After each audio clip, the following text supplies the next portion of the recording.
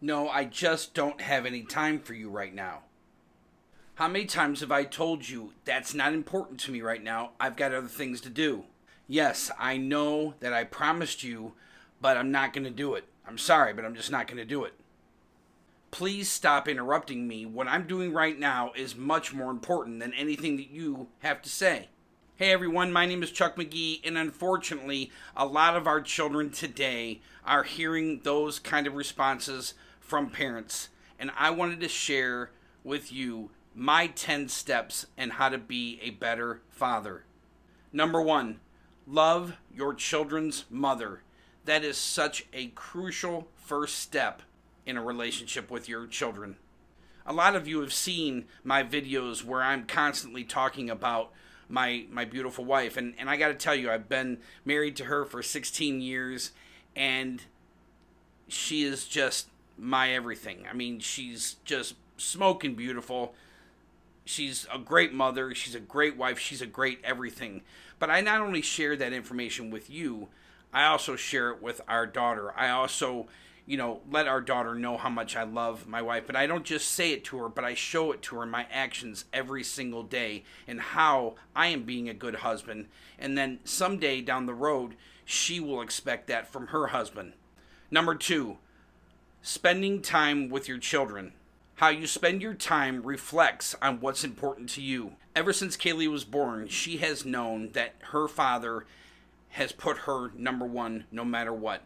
My wife and her are number one no matter what. And I have instilled that in her since the very first day that she was born. I never missed a doctor's appointment. I never missed any type of recital, any type of karate. I did my very best to always let her know that what she is doing in her life is so important to me. Now, I know that a lot of us can't make it to every doctor's appointment. I know that a lot of us can't make it to every recital. But what you can do is before that recital starts, you let them know in the morning how that you can't make it, but how you know that she's going to be wonderful or that he's going to be wonderful and that you're praying for them. And then after that recital's over with, you give them a call and you let them know how proud you are of them. Let them know that you love them. And that will grow the bond between you and your children in ways that you can never fathom. Number three, earn your right to be heard. Do you want your daughter or son's first thought when they're facing adversity, what would my dad be doing? Or I wonder if I can get a hold of my dad. Then start early. Let them know that you're there for them. Let them know that no matter what the situation, no matter what they did, that you are always going to be there. And through time, they will realize that they can call you at any time and you'll be there for them. Let me give you an example. Ever since Kaylee was just a tiny, tiny little girl, I put a word into her head that even today at 14 years old, she knows that no matter what, she can trust me. And I use the word trust. Now, there's times when I'm tickling her, or there's times where she's scared to jump in a pool. And if I don't use that word trust, she will not do it. So if I'm tickling her and if I say, I won't do it, she said, Dad, say trust me. And she knows that I won't tickle her. But I implanted that in her head purposely since she was a little girl because I wanted her to always know that when Dad says, trust me, that I will never let her down. And so there are times when she was a little girl and she didn't want to jump in the pool. I'd look at her and I'd say, Kaylee, trust me, your dad will catch you. And she jumped. And even at 14, to this day, she knows that when I say, trust me, there isn't anything that I won't do. So those are the things that you can do for your child to really cement that road forward to where she or he will come to you no matter what. And they know that Dad's going to be there for them. Number four, discipline with a gentle spirit. Discipline's role is not to intimidate or tear down. I was raised by a loving, loving father, but I was also raised by that loving father who could turn into an animal quickly and hit you, kick you, punch you with everything that he had. And that's something even to this day that I can't even fathom. So I made it a point to work really hard to never, ever do that to my daughter. So 14 years old, she's never had a hand laid on her and she's never had a timeout. But it's from day one when she was born how we started teaching her. We gave her structure, we gave her love, and we gave her God. So I guess what I'm saying is when you want to get something across to them, instead of disciplining them and tearing them down, you build them up. And I read something a while ago when she was really little that when you are disciplining your child, get to their eye level. So I would get on my knees and I would say, okay, this is why Dad is upset with you. This is what you did and this is what you should have done. And then as she got older, I would say, this is what you did. Tell me what you think you should have done. And she knew, but it was always such a great conversation. We looked right at each other eye to eye. But the very important thing that I always did was I always said to her, hey, no matter what, I love you. And just because you did something wrong, we talked about it, we solved it, it's over. We will not talk about it anymore. It is over. And at the end of the conversation, we always said that we loved each other and we'd always kiss each other, no matter what. Number 5, be a role model. Fathers should always be a role model to their children. A father can teach best his children of self-restraint and hard work. A father is always best to always be honest with his children. Let them know the mistakes that he has made in the past. Let them feel that, hey, it's okay, I made a mistake, my father's made a mistake, but what we did is we sat down, we fixed it, and we moved on. My daughter has always known about my past. She knows the trouble that I was in. She knows the mistakes that I made, but she also knows that where I came from, what I have achieved, and what I have done in my life after those mistakes. She sees that I worked hard. She sees that I'm a great father, but she sees that I'm an honest father, and I'm always going to be there for her, and I'm always going to share those things with her so she can learn from my mistakes as well. Number 6, teach the lessons of life. There are far too many fathers that don't just step right in. They let the mother do it. They let somebody else do it. So many fathers I know do that. Well, not this father. I wanted to step up for everything. I wanted her to hear it from me, so she knew she could always come to me. Let me just tell you a story. She came home, and she was going to a private Catholic school, which we got her out of, and now she's homeschooled. But she came home from a private Catholic school and said, hey, Dad, what does this mean? And I'm like, oh, Lord. And I instantly got out a book, showed her pictures of everything, and I explained to her detail about what that meant. But I also closed that book and explained to her that that is something that she should not have to worry about. And that is something that when someone brings it up, you just say, hey, I don't want to talk about that anymore. But what's so crucial is that I just didn't say, hey, you shouldn't be saying that. How dare you bring that to me? You know, those things like that. Because then the first thing she's going to do is never come to me again for anything.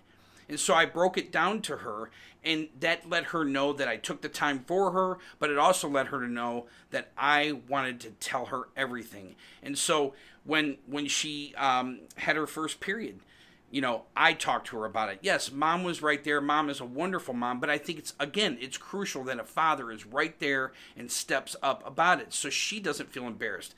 I mean, someday she may be out shopping with me and something happens, I have to step up and be that dad. So that day that she got her period, I stepped up and we talked about it, and she knew about it, and it wasn't even a shock because she knew it was coming before it even came because we prepared her. That is such a crucial word for parents to children, is the word prepare. You have to prepare them for life, and that's everything. And so that's what I did. I always stepped up, and I'm always going to step up. And that's why I did this video, because I want you as a father to step up to your children. It's such an awesome responsibility. And that day that you don't have to worry, but something happens, they're going to call you and say, Dad, I made a mistake. Or Dad, I need you. And then it's all worth it. Number 7, eat as a family. No matter what, always eat as a family. Now, we all know that this is something that is not practiced at all. And as a child, we always ate as a family. And today, we always eat as a family, no matter what. We have the greatest discussions. I mean, the most fun at the dinner table. Kaylee sets the table. Kaylee gets out the condiments that she needs, and Mom tells her. And we always help each other. We're always saying thank you, no thank you, yes ma'am, no ma'am.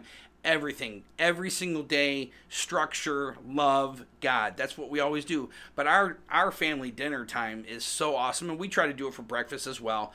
But after dinner, we always read the daily Bible or the daily Word, and it's so great because then we have more discussion about God afterwards. So it's just about that effort, to keep the family together. Family comes number one, and it's so crucial for your children to see this. And so, like I said, we should always eat dinner together, maybe breakfast together, but always make an effort to have dinner together. It is crucial. Number 8, read to your children. Now, this is something we were doing with Kaylee before Kaylee was even born. We went out and bought a children's Bible when my wife Carrie was pregnant, and I would read to her belly every night. And as the farther she would get along in being pregnant, I would move from one side to her belly to the other in reading, and actually Kaylee would move to the side that I was on. It was so incredible. And so she's gone through like 7 Bibles because the older she got, the more sophisticated the Bibles got. And I have to tell you guys a story, and I hope all of you will stay on board to hear this whole thing because it's hilarious. But when she was about 4 years old, we were in the Bible where God and the Pharaoh were going back and forth, and sending the frogs and just doing so many things to get the Pharaoh to finally free the slaves. Well, I turned the page, and this Bible was animated. Well, it showed a picture of God pointing down to the Pharaoh, and the Pharaoh, was looking up at him, and she said, Dad, look, God put the Pharaoh in timeout. And I just about lost it. So I share that story with a lot of people, and I'm sharing it with you because reading is so crucial. Yes, the Bible, but we would read The Cat in the Hat. I would change the story every night and just have so much fun because it made my daughter happy, and that's all that matters. I understand that a lot of us, I traveled a lot and work.